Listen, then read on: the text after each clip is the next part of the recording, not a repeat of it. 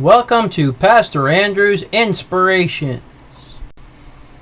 Today we will be talking about the biblical city of Bethany, also known as Al-Azariah. Al-Azariah, also referred to by its classical name of Bethany, is a town in the West Bank. The name Al-Azariah refers to the New Testament figure Lazarus of Bethany, who according to the Gospel of John was raised from the dead by Jesus. The traditional site of the miracle, the tomb of Lazarus, in the city is a place of pilgrimage. The town is located on the southeastern slope of the Mount of Olives, less than 2 miles from Jerusalem, according to the Palestinian Central Bureau of Statistics. It is the second largest Palestinian city in the Jerusalem Governorate, not including East Jerusalem, with a population of 17,606 inhabitants, being mostly in Area C. It is controlled by the Israeli military rather than the Palestinian Authority. The root meaning and origin of the name Bethany has been the subject of many and much scholarship and debate. William Hepworth Dixon devotes a multi-page footnote to it in his The Holy Land 1866, largely devoted to debunking the meaning House of Dates, which is attributed to Joseph Barber Lightfoot by way of his series of careless interpretative mistakes. Dixon quotes at length a refutation of Lightfoot's thesis in the form of a letter by Emmanuel Dush of the British Museum, who notes that neither the name Bethany nor any of the roots suggested by Lightfoot appear anywhere in the Talmud. Dush suggests a non-Hebrew root, a word transcribed in Syriac script, whose meaning he gives as house of misery or poorhouse. This theory as to Bethany's etymology, which was eventually also adopted by Gustav Dahlmann in 1905, is not without challengers. For example, E. Nestle's Philologica Sacra 1896 suggests that Bethany is derived from the personal name Ananiah, while others have suggested it is a shortened version of Ananiah, a village of Bethel mentioned in the book of Nehemiah 11:32. Since Greek can neither reproduce an H sound nor the harsh sound in the middle of a word, a derivation from the personal name Chananya, Yah has been gracious, is also possible. Another suggestion, arising from the presence of nearby Bethphage, house of unripe figs, is that its name comes from Beit Hini Aramaic, meaning house of figs. The Talmud mentions a village called Beitino, near the Mount of Olives.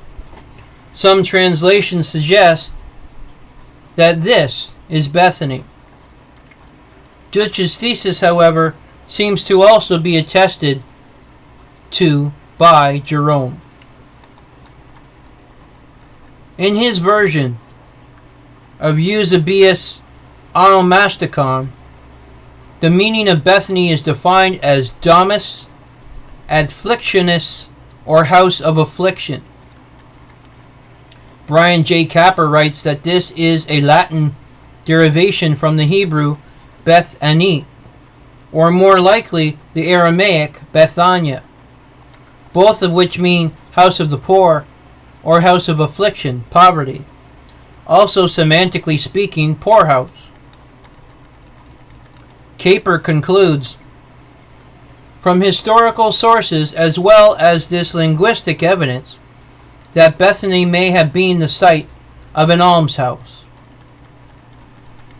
According to Caper and Dush before him, there are also linguistic difficulties that arise when the Ananiah, house of figs, or house of dates theses are compared against the Bethania,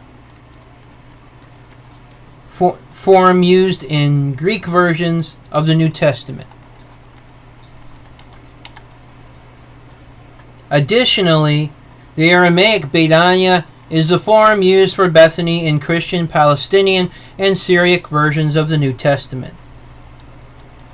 Given this, and Jerome's familiarity with the Semitic philology and the immediate region, Caper concludes that the house of affliction, poorhouse meaning, as documented by Jerome and in the Syriac New Testament usage, is correct,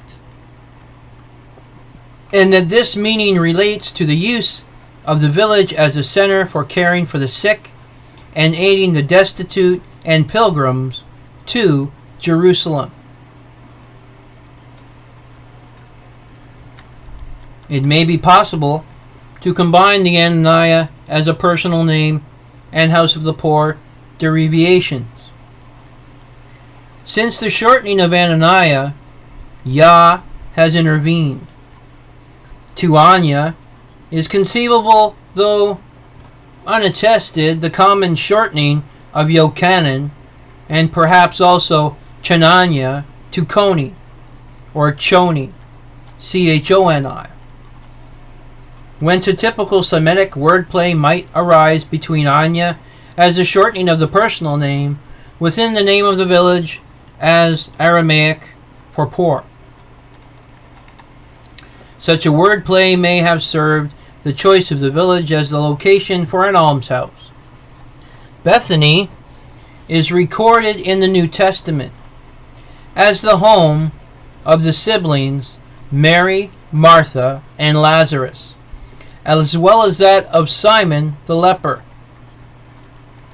Jesus is reported to have lodged there after his entry into Jerusalem, and it could be from Bethany that he parted from his disciples at the ascension.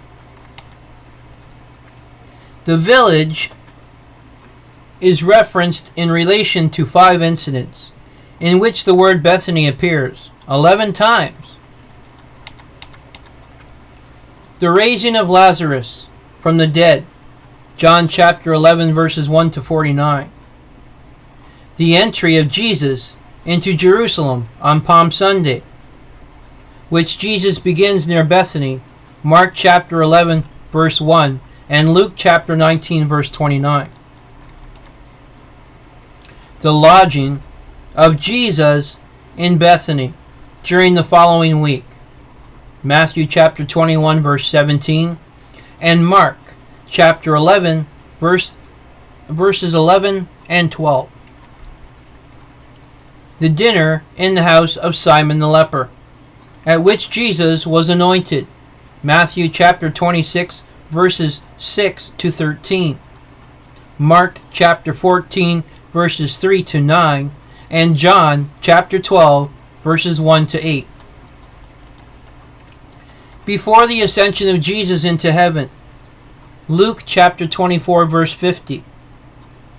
In Luke chapter 10 verses 38 to 42, a visit of Jesus to the home of Mary and Martha is described, but the village of Bethany is not named, nor whether Jesus is even in the vicinity of Jerusalem.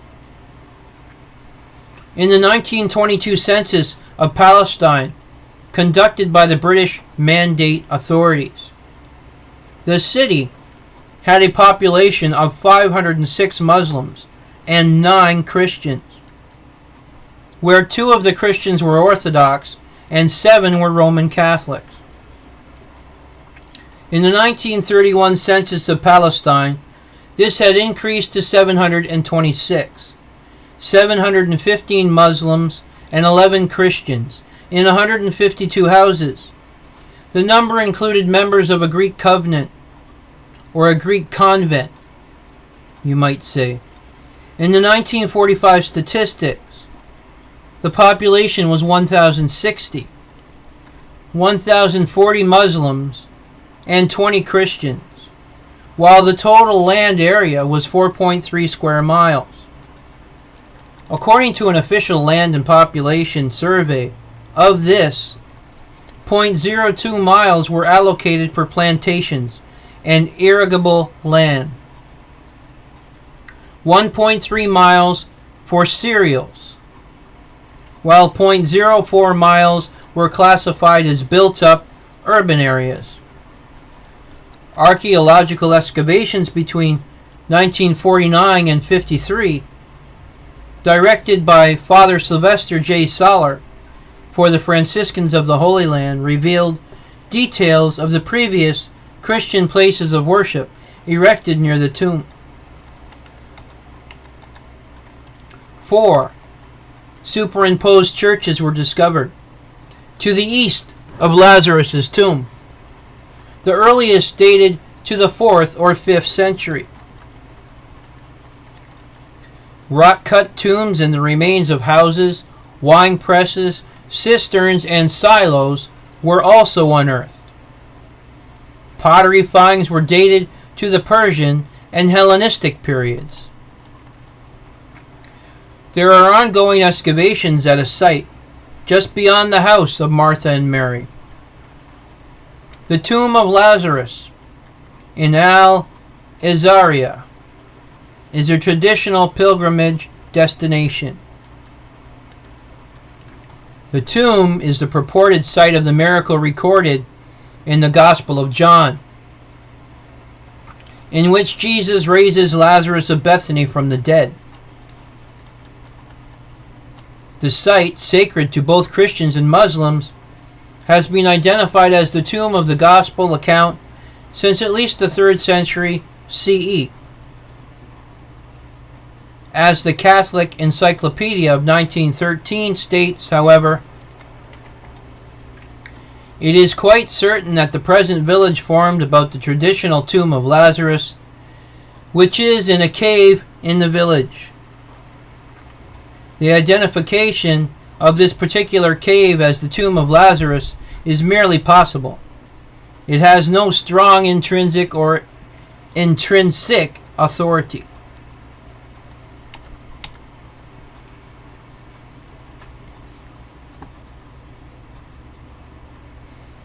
The tomb in Al-Azariah has been identified as the tomb of the Gospel account since at least the 4th century AD.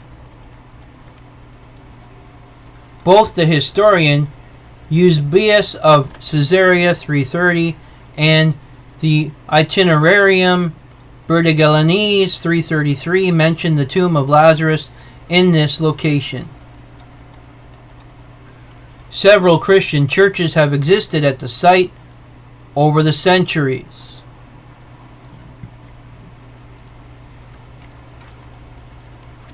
The first mention of a church is in the late 4th century, although Eusebius of Caesarea and the Bordeaux Pilgrim mention the tomb. In 390, Jerome writes of a church dedicated to Saint Lazarus, called the Lazarium.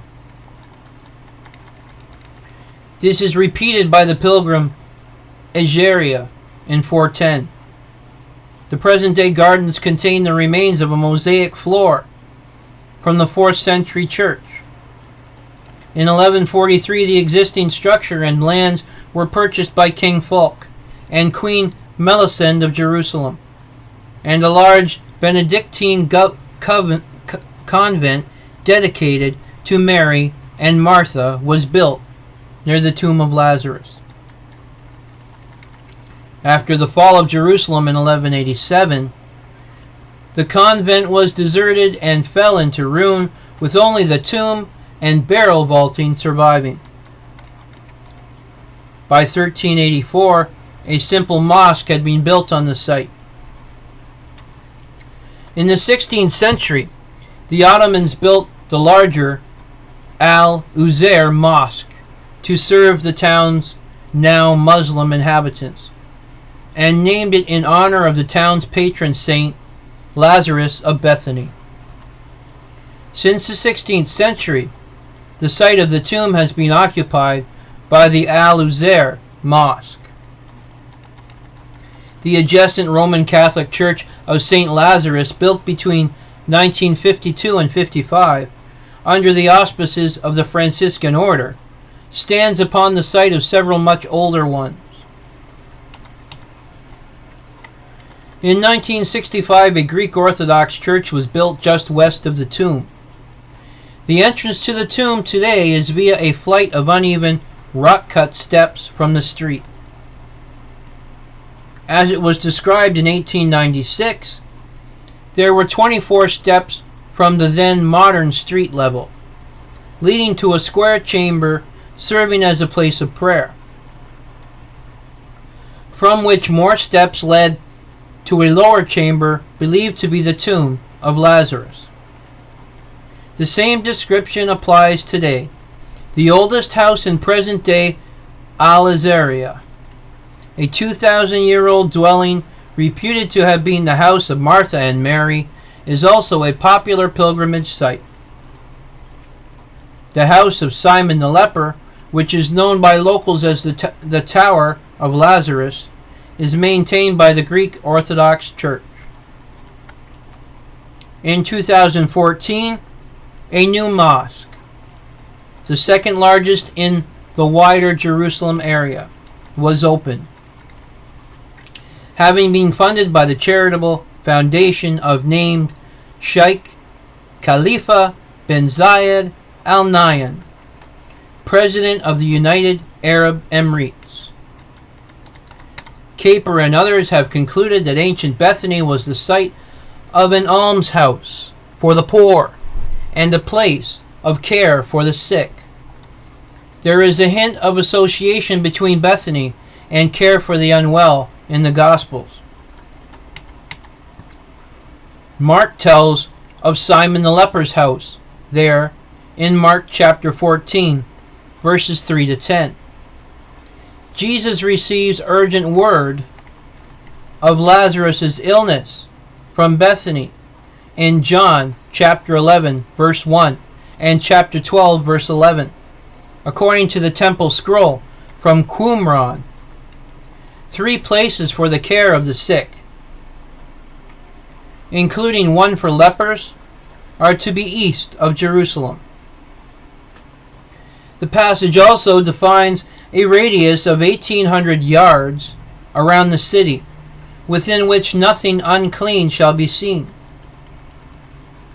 Since Bethany was, according to John, 1.72 miles from the holy city, care for the sick there corresponded with the requirements of the temple scroll, being ideally 600 feet. Whereas Bethphage is probably to be identified with Atur. On the peak of the Mount of Olives, with a magnificent view of Jerusalem, Bethany lay below to the southeast, out of the view of the Temple Mount, which may have made its location suitable as a place for care of the sick, out of the view of the temple. From this, it is possible to deduce that the mention of Simon the leper at Bethany in Mark's Gospel suggests that the Essenes, or pious patrons from Jerusalem, who held to a closely similar view of ideal arrangements, settled lepers at Bethany. Such influence on the planning of Jerusalem and its environs, and even its temple, may have been possible, especially during the reign of Herod the Great, 36 BC, whose favor towards the Essenes was noted by Josephus Antiquities, 15:10:5, 373 to 378. Rada Haltman Finger approves Caper's judgment that only in the context of an almshouse at Bethany, where the poor were received and assisted, could Jesus remark that the poor you will always have with you, in Mark chapter 14 verse 7 and Matthew chapter 26 verse 11, without sounding callous. Ling follows Caper's thesis concerning the connection between then place named Bethany and the location there of an almshouse. Caper and Ling note that it is only in Bethany we find mention of the poor on the lips of the disciples, who object that the expensive perfumed oil poured over Jesus there might have been sold and proceeds given to the poor, in Mark chapter 14 verse 5, in Matthew chapter 26 verse 8 to 9, and in John chapter 12 verses 4 to 6, where the objection is made by Judas. This objection may have been made in embarrassment and may also suggest a special connection between Bethany and care for the poor. It is also being suggested, based on the names found carved on thousands of graves at the site, that Bethany in the time of Jesus was settled by people from Galilee who had come to live by Jerusalem. This would explain why Jesus and the disciples, as Galileans, would find it convenient to stay here when visiting Jerusalem. As Caper writes, Galilean pilgrims avoided potential conflict with Samaritans by traveling south on the eastern side of the Jordan. Bethany was the last station on their route for Jerusalem, after crossing the river and taking the road through Jericho up into the highlands, a respectful distance from the city and temple. And on the pilgrim note, Bethany was the most suitable location for a charitable institution. It is not surprising that an Essene hospice had been established at Bethany to intercept and care for pilgrims at the end of the long and potentially arduous journey from Galilee. The house combined this work with care for the sick and destitute of the Jerusalem area. Thus Bethany received its name because it was the Essene poorhouse par excellence, the poorhouse which alleviated poverty closest to the holy city. Some notable residents were Martha, Mary, and Lazarus of Bethany, according to Christian tradition. Sid K. Abarish, author, and Azizi Abu Sara, peace activist. This is the biblical city of Bethany. God's blessings be upon us all, and have a good week.